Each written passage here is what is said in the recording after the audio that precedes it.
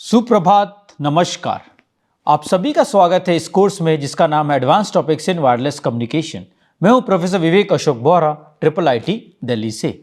चलिए आरंभ करते हैं आज का लेक्चर।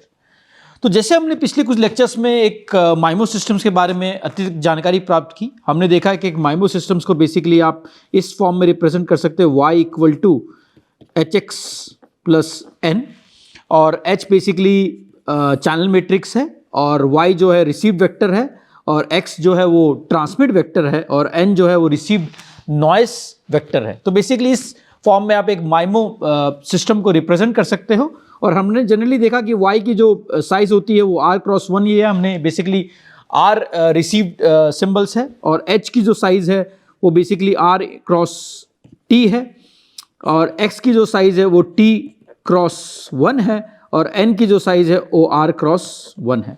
तो इस तरह से हम एक माइमो सिस्टम्स को बेसिकली डिफाइन कर सकते हैं। और हमने ये भी देखा था कि हम अगर चैनल जो h है उसको इस तरह से रिप्रेजेंट कर सकते हैं। पहले हम पिक्टोरियल के माध्यम से कुछ समझाने का प्रयत्न करेंगे। तो बेसिकली हमने देखा था कि कोई भी माइमो सिस्टम को आप इस तरह से रिप्रेजेंट कर सकते हो, और ये H मैट्रिक्स है, और बेसिकली ये ट्रांसमीटर में है, और ये समझिए रिसीवर में है। तो अगर मैंने यहाँ पर भेजा है, समझिए यहाँ पर x1 x2 ... xt, और यहाँ y1 ये y2 है, और ये yr है। तो ये बेसिकली एक रिसीवर है और ये एक ट्रांसमीटर है, और इन दोनों के बीच में जो चैनल होगा वो h है। तो बेसिकली ये जो इफेक्टिव चैनल इसको हम कहेंगे वो h चैनल मैट्रिक्स है। और h को हमने देखा था कि हम इसकी भूमिका बेसिकली इस तरह से उसको इस तरह से लिख सकते हैं। h जो है h11 h21 h11 h12, अगर मैं 3×3 मैट्रिक्स की बात करूँ तो h13 h21 h22 h23 h31 h32 और h33। तो ये बेसिकली 3×3 अगर मैं चैनल मैट्रिक्स एज्यूम करूँ तो मैं इसको h को इस फॉर्म में लिख सकता हूँ। तो y वेक्टर जो होगा वो basically multiplication of h × x + n। तो उस फॉर्म में मैं एक माइमो सिस्टम को आराम से इस फॉर्म में मैं लिख सकता हूँ। तो इसके बेसिस पे हमने काफ़ी एनालिसिस किए थे। लास्ट के फ्यू लेक्चर्स में हमने देखा था कि बेसिकली अगर मैं orthogonal space time block codes का प्रयोग कर रहा हूँ तो मुझे बिना ट्रांसमिट CSI के भी डाइवर्सिटी मिलना पॉसिबल है। उसके बाद हमने देखा था माइसो सिस्टम्स, साइमो सिस्टम, जहाँ पर हमको डाइवर्सिटी प्लस एरे गेन दोनों प्राप्त हो रहे थे। उसके बाद लास्ट लेक्चर में हमने दो इंपॉर्टेंट इक्वलाइजेशन मेथड्स या माइमो रिसीवर्स के बारे में पढ़ा था। फर्स्ट हमने पढ़ा था माइमो 046, जहाँ पर बेसिकली आप एक चैनल को इन्वर्ट करते हो। तो बेसिकली जो x के एस्टिमेट है वो h डैगर y के बेसिस पे आप इसे लिख सकते हो। तो बेसिकली इसके फॉर्म में आप एक 046 और जो h डैगर है बेसिकली ये सूडो इन्वर्स है, h मैट्रिक्स का। इसके अलावा हमने LMMSE के बारे में भी पढ़ा। LMMSE जो basically MIMO LMMSE linear minimum mean square error estimator, इसकी मदद से भी आप बेसिकली एक x को डिराइव कर सकते हो और डिड्यूस कर सकते हो y से, बेसिकली LMMSE इक्वलाइजर का और रिसीवर का प्रयोग करके। तो ये दोनों मेथड्स हमने लास्ट लेक्चर में पढ़ा था। और इसके अलावा हमने ये देखा था कि आप बेसिकली जब 046 LMMSE का प्रयोग करते हो आपको एक एडिशनल सॉर्ट ऑफ गेन प्राप्त होता है, जिसे हम बेसिकली स्पेशल मल्टीप्लेक्सिंग गेन के माध्यम से जानते हैं। स्पेशल मल्टीप्लेक्सिंग गेन के माध्यम से हम जानते हैं। तो स्पेशल मल्टीप्लेक्सिंग गेन एक बहुत ही महत्वपूर्ण गेन है, जिसके वजह से आपकी कैपेसिटी जो होती है आउटपुट में, हमने ये भी देखा था लास्ट लेक्चर में, जो आपकी कैपेसिटी होती है आउटपुट में वो लीनियरली स्केल करती है नंबर ऑफ एंटीनास के साथ। तो जैसे हमने स्पेशल मल्टीप्लेक्सिंग गेन को RH से डिनोट किया था। अगर आपकी जो H मैट्रिक्स है फुल रैंक है तो RH = हमने देखा था कि minimum of T, R। T अगर मैं एज्यूम कर रहा हूँ नंबर ऑफ ट्रांसमीटर एंटीनाज है, और R जो एज्यूम कर रहा हूँ नंबर ऑफ रिसीवर एंटीनाज है। हमने कहीं नंबर ऑफ ट्रांसमीटर एंटीनाज को T से डिनोट करते हुए T = T हो जाएगा इस केस में।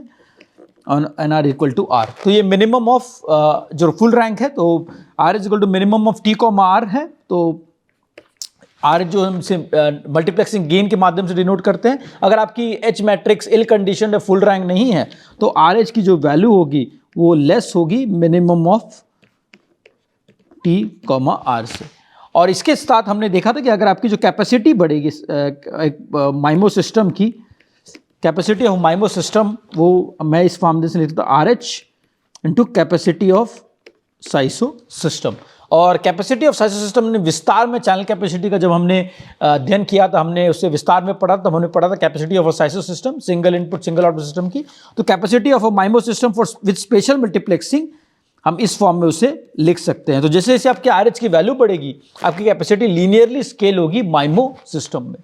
लेकिन इसमें एक बात ध्यान रखने की बहुत आवश्यकता है कि हम सिर्फ स्पेशल मल्टीप्लेक्सिंग गेन की बात कर रहे हैं इसमें, और माइमो सिस्टम में अलग अलग तरह के गेन प्राप्त हो सकते हैं, गेन प्राप्त हो सकते हैं। जैसे हमने देखा था डाइवर्सिटी गेन प्राप्त हो सकता है, एरे गेन प्राप्त हो सकता है, और स्पेशल मल्टीप्लेक्सिंग गेन भी प्राप्त हो सकता है।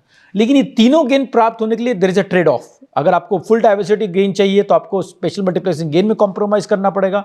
अगर आपको फुल स्पेशल मल्टीप्लेक्सिंग गेन चाहिए तो डाइवर्सिटी गेन में कॉम्प्रोमाइज करना पड़ सकता है। तो ये एक ट्रेड ऑफ होता है माइमो सिस्टम में। तो जैसे डाइवर्सिटी गेन की अगर मैं बात करूँ, डाइवर्सिटी गेन हमने देखा था कि आपकी डाइवर्सिटी गेन जो होती है वो बेसिकली अगर आपके अगर एनडी अगर डाइवर्सिटी गेन है, that will totally depend upon number of transmitter antennas, number of receiver antennas. अगर आपकी फुल हर चैनल जो H11, H12 पूरे ट्रांसमीटर से रिसीवर से इंडिपेंडेंट है, तो मैक्सिमम डाइवर्सिटी ऑर्डर आपको इतनी मिल सकती है। ये है मैक्सिमम डाइवर्सिटी ऑर्डर। तो आपको मैक्सिमम डाइवर्सिटी ऑर्डर एक माइमो सिस्टम के लिए टी इंटू आर मिल सकता है। टी जो नंबर ऑफ ट्रांसमीटर एंटीनाज है और आर जो नंबर ऑफ रिसीवर एंटीनाज है। लेकिन इस केस में आपको कोई भी मल्टीप्लेक्सिंग गेन नहीं मिलेगा, कोई भी मल्टीप्लेक्सिंग गेन नहीं मिलेगा। अगर आपको डाइवर्सिटी गेन चाहिए, तो अगर आपको फुल डाइवर्सिटी गेन चाहिए टी क्रॉस आर, तो आपको कोई भी मल्टीप्लेक्सिंग गेन नहीं मिलेगा। और अगर आपको फुल मल्टीप्लेक्सिंग गेन चाहिए, जैसे हमने देखा है फुल मल्टीप्लेक्सिंग गेन चाहिए, जैसे आर एच की वैल्यू है, तो आपकी डाइवर्सिटी जो आपको टोटल डाइवर्सिटी मिलेगी डी मिलेगी। डाइवर्सिटी अगर D R minus T plus 1, ये इससे हम इसमें केस में आपको जो डाइवर्सिटी मिलेगी वो मिलेगी आर माइनस टी प्लस 1। ये हमने जीरो फोर्सिंग रिसीवर के संदर्भ में भी देखा था। जैसे आपकी अगर आपको ज़्यादा मल्टीप्लेक्सिंग गेन चाहिए तो आपको डाइवर्सिटी गेन ऑब्वियस सी बात है कम हो जाएगी। तो एक जब आपको स्पेशल मल्टीप्लेक्सिंग गेन मिल रही है तो आपको डाइवर्सिटी गेन इस फॉर्म में लिखा जाएगा आर माइनस टी प्लस 1। अगर मैं एग्जाम्पल लूँ, आर की वैल्यू अगर मैं 3 लूँ और टी की वैल्यू 2 लूँ, तो आपको डाइवर्सिटी गेन मिलेगी 2 और मल्टीप्लेक्सिंग गेन भी इस केस में, अगर मैं एज्यूम कर रहा हूँ फुल रैंक मैट्रिक्स है, तो मल्टीप्लेक्सिंग गेन भी आपको इस केस में 2 मिलेगी। तो diversity gain, diversity order generally एक ही वर्ड टर्मिनोलॉजी से डिनोट करते हैं। कोई लोग इसे डाइवर्सिटी ऑर्डर कहते हैं, कोई लोग इसे डाइवर्सिटी गेन कहते हैं। तो ये एक ही टर्म से हम इसे डिनोट कर सकते हैं। तो अगर आपके 3 रिसीवर एंटीनास है और 2 ट्रांसमीटर एंटीनास है, तो आपको डाइवर्सिटी मिलेगी 2 और आपको मल्टीप्लेक्सिंग गेन भी 2 मिल सकती हैं। अगर आपके मैट्रिक्स फुल रैंक है और सब जो भी पाथ है ट्रांसमीटर रिसीवर सब एक दूसरे से इंडिपेंडेंट है। तो अगर ये केसेस सेटिस्फाई हो रही है तो आपको डाइवर्सिटी गेन और मल्टीप्लेक्सिंग गेन इस माध्यम से मिल सकता है। हमने ये भी एक लेक्चर में पढ़ा था कि डाइवर्सिटी गेन बेसिकली आपको बिट रेट में काफ़ी मदद करती है, आपकी बिट रेट इंप्रूवमेंट में काफ़ी मदद करती है। तो बिट रेट अगर मैं इसको सिर्फ संक्षेप में समझाने का प्रयत्न करूँ तो अगर आपकी SNR अगर सिंगल साइसो सिस्टम है तो आपकी जो टिपिकली आपकी प्रोबेबिलिटी ऑफ एरर होती है वो डायरेक्टली प्रोपोर्शनल टू 1/SNR होती है। ये हमने बहुत विस्तार में पहले भी पढ़ा था, हम फीडिंग चैनल के बारे में पढ़ रहे थे। हम देखे थे जब आपकी प्रोबेबिलिटी ऑफ एरर होती है वो डायरेक्टली प्रोपोर्शनल टू 1/SNR होती है कोई भी एक फ्लैट फीडिंग चैनल के लिए, for SISO system, single input single output system के लिए। अगर आपके पास डाइवर्सिटी ऑर्डर ND या D है तो आपकी जो प्रोबेबिलिटी ऑफ एरर है वो इस तरह से हम लिख सकते हैं, डायरेक्टली प्रोपोर्शनल टू S0/D। ठीक है, तो इस माध्यम से हम इसको लिख सकते हैं। जो D जो है वो आपके डाइवर्सिटी ऑर्डर, जैसे आपकी डाइवर्सिटी ऑर्डर बढ़ेगी आपकी प्रोबेबिलिटी ऑफ एरर काफ़ी कम हो जाएगी। और जैसे जैसे आपके जैसे डाइवर्सिटी ऑर्डर जैसे मैंने बताया number of independent paths transmit receiver में जैसे जैसे बढ़ेगा आपकी प्रोबेबिलिटी ऑफ एरर भी काफ़ी कम हो जाएगी। तो एक डाइवर्सिटी की वजह से आपको ये बेनिफिट मिलता है, वेर स्पेशल मल्टीप्लेक्सिंग की वजह से आपको कैपेसिटी में काफ़ी वृद्धि आ जाती है, आपकी डेटा रेट में काफ़ी वृद्धि आ जाती है। तो जैसे हमने देखा दोनों के बीच में ट्रेड ऑफ है, अगर आपको डाइवर्सिटी गेन फुल चाहिए तो आपको कोई मल्टीप्लेक्सिंग गेन नहीं मिलेगा, अगर आपको फुल मल्टीप्लेक्सिंग गेन चाहिए तो आपको डाइवर्सिटी ऑर्डर में कॉम्प्रोमाइज करना पड़ेगा। तो ये हमने लास्ट लेक्चर में विस्तार में पढ़ा था, लास्ट फ्यू लेक्चर्स में विस्तार में पढ़ा था। और हमने ये भी देखा था कि जीरो फोर्सिंग और बेसिकली LNMFC रिसीवर्स में क्या अंतर है। जीरो फोर्सिंग में एक मेजर प्रॉब्लम नॉइस इनहैंसमेंट का होता है, ये हमने देखा। जीरो फोर्सिंग में बेसिकली आपकी नॉइस एम्पलीफिकेशन या नॉइस इनहैंसमेंट हो जाती है। और MMSE एक बढ़िया ट्रेड ऑफ है लोअर SNR और हाइयर SNR के बीच में। लोअर SNR में बेसिकली LNMSE एक basically match filter type behave करता है, उसमें कोई नॉइज इनहांसमेंट होता नहीं है। और हाइयर SNR में एक LNMSE रिसीवर एक जीरो फोर्सिंग टाइप बिहेव करता है। तो LNMSE जो है गुड ट्रेड ऑफ है। एक आपको अगर SNR मैक्सिमाइज करना है लोअर SNR में तो वो एक आपको लोअर SNR में SNR मैक्सिमाइज करके देता है, और हाइयर SNR में it behaves like a zero forcing, वो आपको पूरा इंटरफ्रेंस कैंसलेशन करके देता है। तो LNMSE का ये एक बढ़िया ट्रेड ऑफ है जीरो फोर्सिंग और मैच फिल्टर के बीच में। ठीक, तो ये लास्ट फ्यू लेक्चर्स में हमने इसके बारे में विस्तार में समझा और पढ़ा है। तो आज के लेक्चर में हम एक बहुत ही इंपॉर्टेंट टेक्निक पढ़ने वाले हैं जिसे हम माइमो सिंगुलर वैल्यू डिकम्पोजिशन कहते हैं। और इसे अगर H मैट्रिक्स इल कंडीशन नहीं रही और H matrix square matrix invertible matrix रहे तो हम इसे आइगन बीन फॉर्मिंग या आइगन वैल्यू डिकम्पोजिशन के माध्यम से भी जानते हैं। तो चलिए इसके बारे में विस्तार में और आगे की स्लाइड्स में पढ़ते हैं।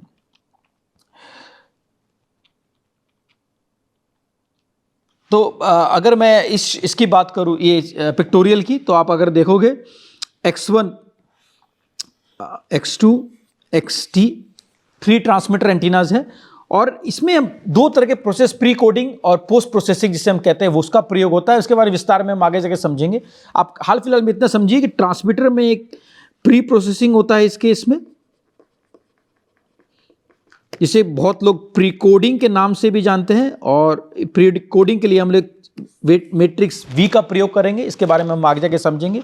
उसके बाद आप प्री कोडिंग करने के बाद आपके जो ट्रांसमीटर सिंबल्स में मॉडिफिकेशंस आती हैं, तो आप X1 X2 XT के माध्यम से इसे भेजते हैं, और रिसीवर पे आप इसे पोस्ट प्रोसेसिंग करते हो। समझिए आपको रिसीवर पे Y1 Y2 और YR मिला है, तो बेसिकली आप पोस्ट प्रोसेसिंग करते हैं। इसे हम जनरली पोस्ट प्रोसेसिंग के नाम से भी जानते हैं, और इसे हम जनरली कभी कभी मैच फिल्टर या तो फिर जीरो फोर्सिंग रिसीवर का भी प्रयोग कर सकते हैं रिसीवर में।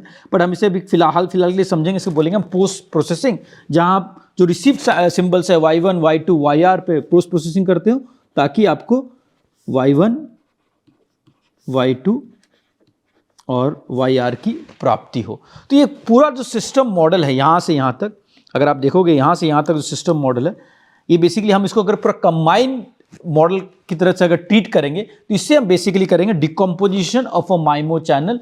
इसको बहुत लोग डायगोनलाइजेशन ऑफ माइमो चैनल या पैरेललाइजेशन ऑफ माइमो चैनल के नाम से भी जानते हैं।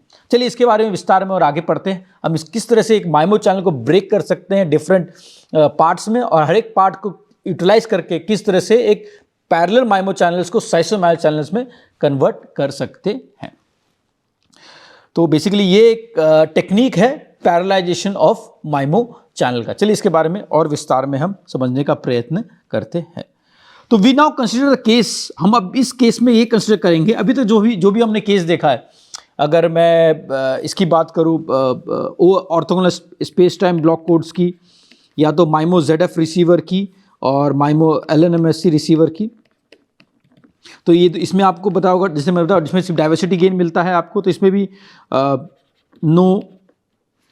इसमें भी आपके ट्रांसमीटर में कोई CSI की प्रयोग नहीं होता, तो नो CSIT।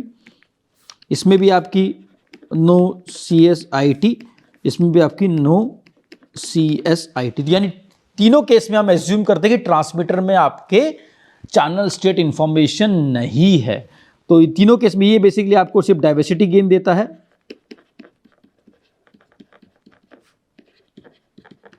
और इन दोनों केस में आपको डाइवर्सिटी गेन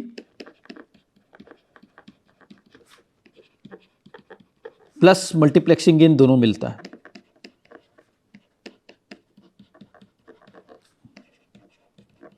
अगर मैं इसको और इसमें लिखता हूं, special multiplexing gain,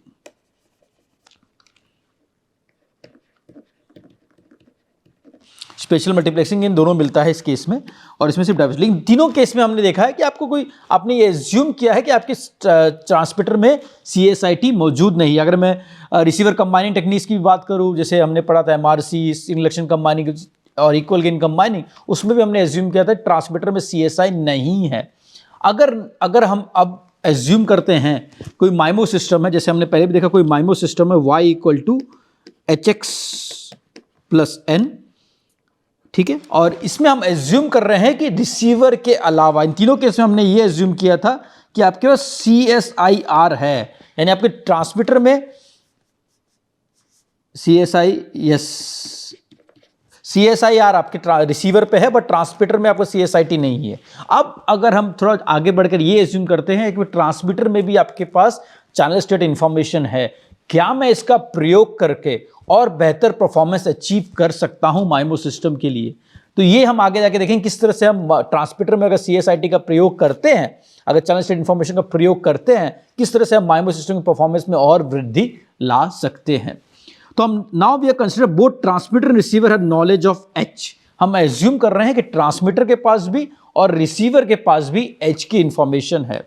and describe the practical technique that is used to implement spatial multiplexing call singular value decomposition और eigen beamforming. Singular value decomposition का प्रयोग करके हम कैसे एक ट्रांसमीटर में CSI का प्रयोग करके एक बीन फॉर्म कर सकते हैं और रिसीवर की परफॉर्मेंस और माइमो सिस्टम की परफॉर्मेंस में और वृद्धि ला सकते हैं।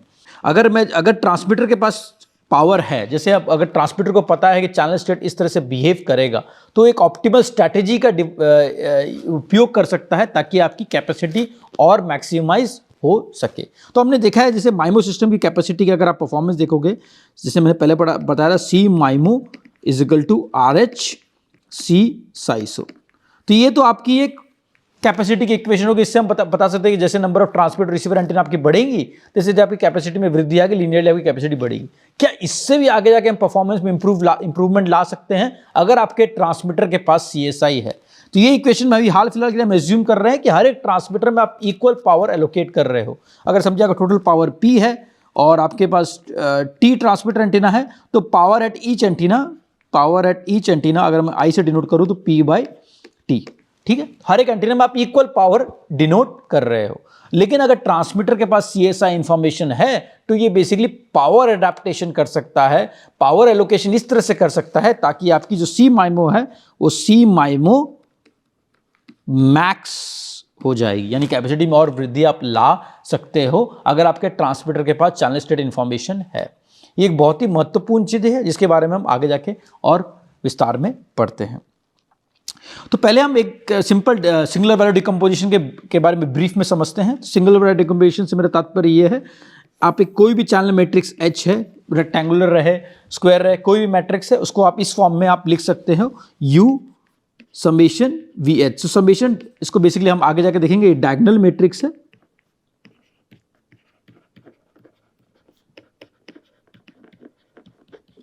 V जो है वो एक यूनिटरी मैट्रिक्स है, और U जो है बेसिकली उसके जो कॉलम्स है वो ऑर्थोनॉर्मल कॉलम्स है।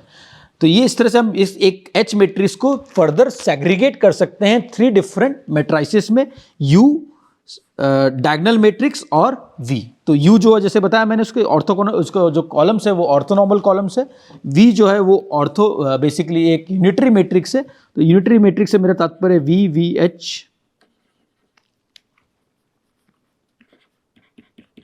टू I, इससे मेरा तात्पर्य यह है। या तो हम इसको उल्टा भी कर सकते हैं, VH V = I। इसके बारे में हम आगे की स्लाइड में और देखेंगे। तो इस तरह से हम इसको सेग्रीगेट कर सकते हैं। और जो आपकी डायगोनल मैट्रिक्स है उसमें बेसिकली जो वैल्यूज होंगे σ1 σ2 σ3, इसके जो वैल्यूज है उससे हम जनरली सिंगुलर वैल्यूज के नाम से जानते हैं। और इसकी जो सिंगुलर वैल्यूज की एक प्रॉपर्टी होगी, σ1 की वैल्यू हमेशा σ2 से ज़्यादा होगी, σ2 की वैल्यू हमेशा σT से ज़्यादा होगी। और number of singular values will represent rank of the matrix. आपकी कितने सिंगुलर वैल्यूज है वो डिफाइन करेंगे आपकी मैट्रिक्स की, H मैट्रिक्स की रैंक कितनी है। तो मैक्सिमम रैंक इस केस में अगर मैं एज्यूम कर रहा हूं R is greater than T, तो मैक्सिमम रैंक इस मैट्रिक्स की, H मैट्रिक्स की हो सकती है वो रैंक, अगर मैं इस तरह डिनोट को, rank of H will be equal to T। अगर R ग्रेटर थी तो मैक्सिमम रैंक इसकी हो सकती है वो T हो सकती है, और नंबर ऑफ सिंगुलर वैल्यूज भी इस केस में T हो सकते हैं। तो सिग्मा 1, सिग्मा 2, सिग्मा T तक ये जा सकता है अगर मैं एज्यूम कर रहा हूं ये मैट्रिक्स फुल रैंक मैट्रिक्स है। ठीक है, एक और मैं प्रॉपर्टी बताना चाहूंगा इसके आगे बढ़ने के पहले। अगर H स्क्वायर मैट्रिक्स है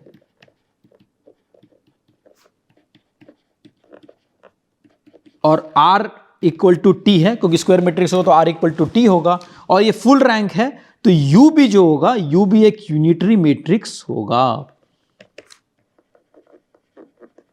U होगा, U भी एक यूनिटरी मैट्रिक्स, पर ये कंडीशन सेटिस्फाई होनी चाहिए इसके लिए। तो इसमें भी फिर क्या होगा, UUH equal to UHU equal to I। But ये तभी पॉसिबल है जब H एक स्क्वायर मैट्रिक्स है और फुल रैंक मैट्रिक्स है और इन्वर्टिबल है, तो ऑब्वियस सी बात है आप UUH equal to UHU equal to identity matrix के फॉर्म में आप इसे लिख सकते हैं। तो ये एक बेसिकली एक मेथड है, आप एक चैनल मैट्रिक्स को आप किस तरह से एक 3 इंडिपेंडेंट मैट्रिक्स में आप ब्रेक कर सकते हो। तो इसको समझ, जैसे मैंने बताया, जो अगर मैं इंडिविजुअल मैट्रिक्स की प्रॉपर्टीज के बारे में और विस्तार से समझने का प्रयत्न करूं, तो U जो मैट्रिक्स है वो ऑर्थोनॉर्मल मैट्रिक्स है। जैसे मतलब जो कॉलम्स होंगे वो ऑर्थोनॉर्मल होंगे। इसका बेस से मेरा बोलने का UI और UIH will be equal to 1। तो ये बेसिकली मैंने यहाँ पर लिखा है। तो अगर आप उसके बड़े कॉलम्स को मल्टीप्लाई करोगे उससे ही, तो बेसिकली इसकी जो टोटल पावर होगी वो 1 होगी, इसलिए इसका ऑर्थोनॉर्मल करता है। ऑर्थोनॉर्मल से मेरा संदर्भ orthogonal plus normalised, orthogonal in sense of it, जिसके कॉलम्स जो होंगे वो ऑर्थोगोनल होंगे। यानी आप अगर एक कॉलम को दूसरे कॉलम से मल्टीप्लाई करेंगे उसका आउटपुट 0 होगा, और उसी कॉलम को उसी से मल्टीप्लाई करेंगे तो उसका आउटपुट नॉर्मलाइज होकर 1 हो जाएगा। इसका मतलब ये ऑर्थोनॉर्मल कॉलम्स है यू मैट्रिक्स के।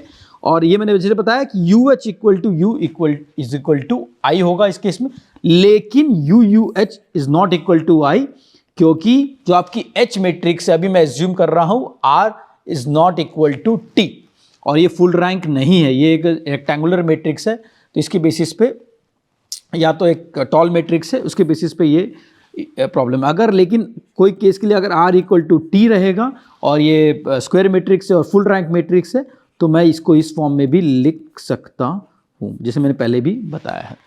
सिमिलरली अगर मैं V की बात करूं तो V matrix are orthonormal, rows of V matrix are orthonormal. जो ऑर्थोनॉर्मल की प्रॉपर्टी मैंने U के लिए कॉलम्स वाले, जैसे U कॉलम्स ऑर्थोनॉर्मल है, सिमिलरली V के कॉलम्स भी ऑर्थोनॉर्मल है।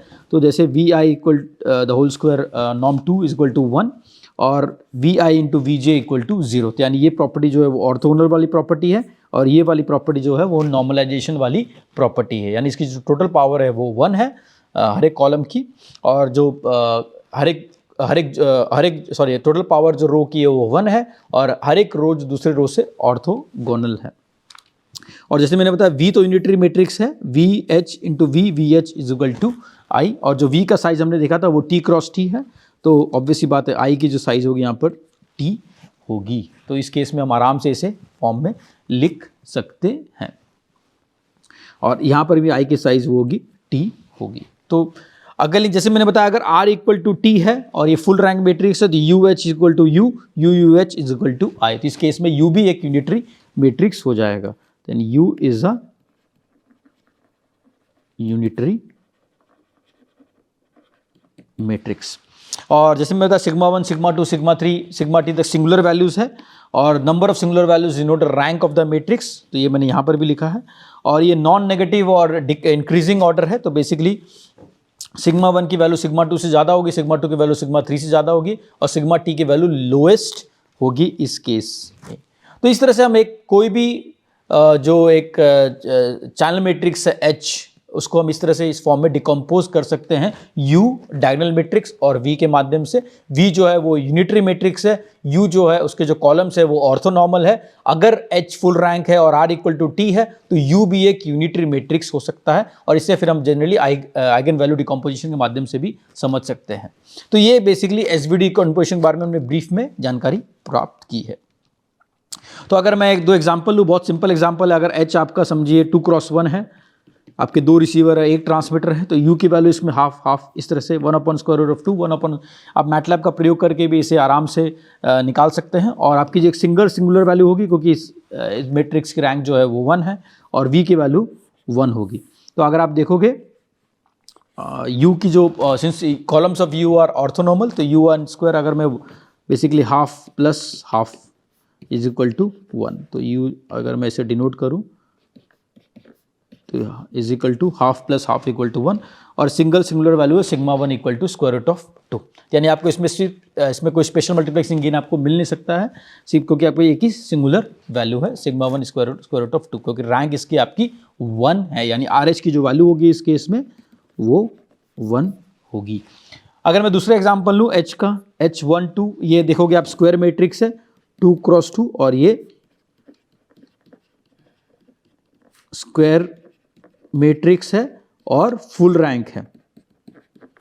तो हमने जैसे देखा अगर मैट्रिक्स स्क्वायर मैट्रिक्स है और फुल रैंक है तो UH equal to UH equal to I, यानी U भी आपकी इस केस में यूनिटरी मैट्रिक्स हो जाएगी। तो हम इसमें निकाल भी सकते हैं U की वैल्यू, हम अगर इसको इसमें भी आप मैटलैब का प्रयोग करके H की वैल्यू इस तरह से निकाल सकते हैं, इसको इस तरह से डिकम्पोज कर सकते हैं U सिंगुलर वैल्यूज V, तो बेसिकली H को मैं इस फॉर्म में लिख सकता हूँ U सिंगुलर वैल्यूज VH। अगर मैंने इस फॉर्म में लिखा तो बेसिकली इसका जो फॉर्म होगा वो इस तरह का होगा, U की वैल्यू इस तरह से आएगी, सिंगुलर वैल्यूज इस तरह की आएगी। ये जो पहली वाली वैल्यू है वो सिग्मा 1 है, दूसरी वाली वैल्यू जो है सिग्मा 2 है, और V की वैल्यू जो होगी 0 -1 तो V भी देखोगे आप V equal to VH is equal to I entry matrix. इसमें I2 2 है, इसमें भी I2, क्योंकि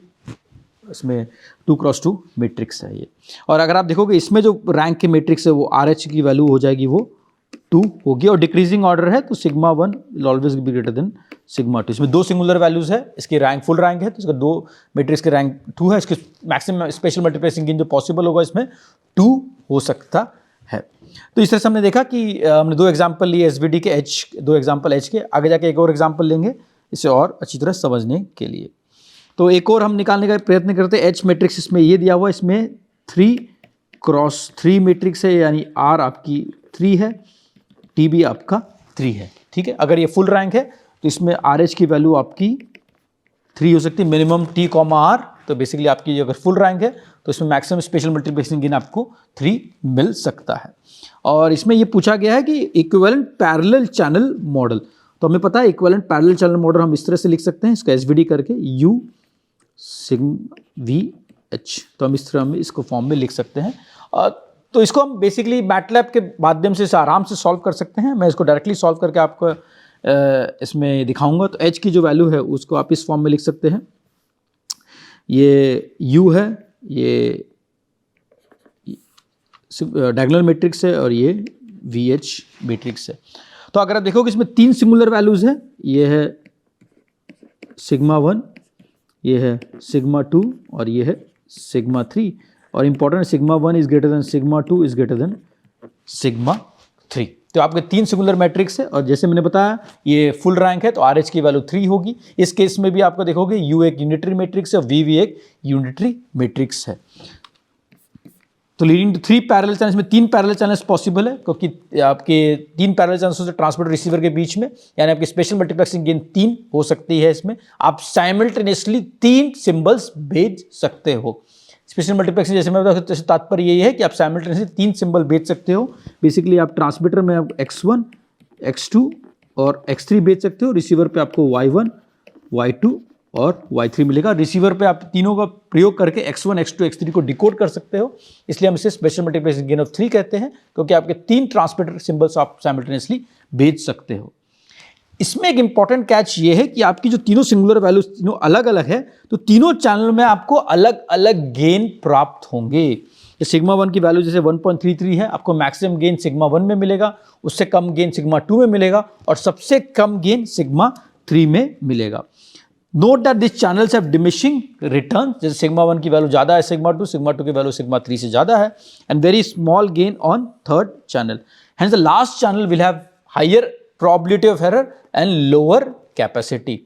तो अगर आपको याद होगा हमने चैनल की, क्योंकि इसमें 3 चैनल्स हैं, सिग्मा 1, सिग्मा 2, सिग्मा 3, 3 इसके जो टोटल सम कैपेसिटी जैसे हमने देखा था C = C1 + C2 + 3C3। तो आपके स्पेशल मल्टीप्लेक्सिंग गेन भले 3 हो, लेकिन आपकी टोटल कैपेसिटी होगी C1 + C2 + C3। तो C1 की कैपेसिटी डिपेंडेंट होगी चैनल गेन आपके सिग्मा 1 पे, C2 की जो कैपेसिटी डिपेंडेंट होगी वो चैनल गेन सिग्मा 2 पे, C3 की जो डिपेंडेंट होगी उस चैनल गेन सिग्मा 3 पे। यानी सिंस सिग्मा 3 जो आपकी वैल्यू है वो कम है, बहुत कम है, यानी आपकी जो सिग्मा 2 से और सिग्मा 1 से सिमिलरली आपकी जो कैपेसिटी होगी C3 C2 से कम होगी और C1 से भी कम होगी, क्योंकि आपके तीनों चैनल गेन्स अलग अलग है, तीनों पाथ में आपके गेन्स अलग अलग है। तो ऑब्वियस बात है तीनों पाथ में आपकी कैपेसिटी भी अलग अलग होगी। कैपेसिटी C3 में मिलेगी, सबसे कम मिलेगी, उसका C2 में मिलेगी, उसका C1 में मिलेगी। यानी सम कैपेसिटी मैं इन तीनों के माध्यम से इस तरह से लिख सकता हूं। यानी थर्ड चैनल आपका मैक्सिमम आपकी प्रोबेबिलिटी ऑफ एरर देगा या लोअर कैपेसिटी देगा। इसमें मैंने एक चीज़ आप ध्यान रखें, इसमें मैंने एज्यूम किया है, क्योंकि अभी आपके पास ट्रांसमिट CSA अगर होगी तो आप बेसिकली इसमें कुछ तो मैनिपुलेशन करके आप कैपेसिटी को ऑप्टिमाइज कर सकते हैं। अभी हाल फिलहाल के लिए मैंने इसमें एज्यूम किया है कि आप सेम ट्रांसमिट पावर तीनों एंटीनाज में आप भेज रहे हो। ठीक है, तो अगर मैं मैटलैब इंप्लीमेंटेशन की बात करूं तो H आपके इस फॉर्म में है। ठीक है, H इस फॉर्म में है, H जैसे मैंने बताया। अगर मैंने इस कमांड का प्रयोग किया SVDH तो यू आप देखोगे U इस तरह से मिल जाएगा, S इस तरह से मिल जाएगा, V मिल जाएगा। और हमने पहले भी देखा ये सिग्मा 1 है, ये सिग्मा 2 है, ये सिग्मा 3 है। तो आप देखोगे सेम वैल्यूज हमें मिल रही हैं और सिग्मा 1 > सिग्मा 2 > सिग्मा 3, यानी तीनों चैनल्स गेन्स अलग अलग है, तीनों चैनल्स में आपको अलग अलग कैपेसिटी मिलेंगी, तीनों चैनल्स की प्रोबेबिलिटी ऑफ एरर भी अलग अलग होंगी। आपके स्पेशल मल्टीप्लेक्सिंग गेन भले 3 हो, लेकिन आपकी जो कैपेसिटी मिलेगी वो C1 + C2 + C3 होगी। और C1 + C2 + C3 से मेरा तात्पर्य ये है कि आपकी जो कैपेसिटी 1 जो पहले चैनल की कैपेसिटी है वो सबसे ज़्यादा मिलेगी, वो चैनल गेन सबसे ज़्यादा उसमें, उसके बाद सेकंड में मिलेगी, उसके बाद थर्ड में मिलेगी। ठीक है, और अगर मैं एज्यूम कर रहा था कोई चैनल है जिसमें आपके चैनल गेन सेम रहेगा, अगर कोई एक सिस्टम H मैट्रिक्स है जिसमें चैनल गेन आपकी सेम रहेगी, तो उसमें ऑब्वियसली आपकी जो टोटल सम कैपेसिटी मिलेगी C1 will be equal to C2, C2 will be equal to C3। अगर मैं कोई एग्जांपल हूँ जहाँ पर हाइयर एग्जांपल, अगर सिग्मा 1, सिग्मा 2, सिग्मा 3 तीनों सेम है, channel gain singular value same है, तो बेसिकली इस केस में आपकी C माइमो हो जाएगी वो RH × C साइसो हो जाएगी। लेकिन अगर आपकी सिग्मा 1, सिग्मा 2, सिग्मा 3 अलग अलग है तो C माइमो, ये केस हम लोग स्पेशल केस स्टार्टिंग में देखा था जहां हमने एज्यूम किया था सब चैनल गेन सेम है। तब इस केस में आपकी जो कैपेसिटी मिलेगी वो मिलेगी C1 + C2 + C3, क्योंकि आपकी तीनों कैपेसिटी अलग अलग है। पहले आपको स्पेशल मल्टीप्लेक्सिंग गेन 3 मिल रही है, लेकिन आपकी कैपेसिटी तीनों चैनल्स में अलग अलग होंगी। तो इसी के साथ आज का लेक्चर समाप्त होता है। धन्यवाद।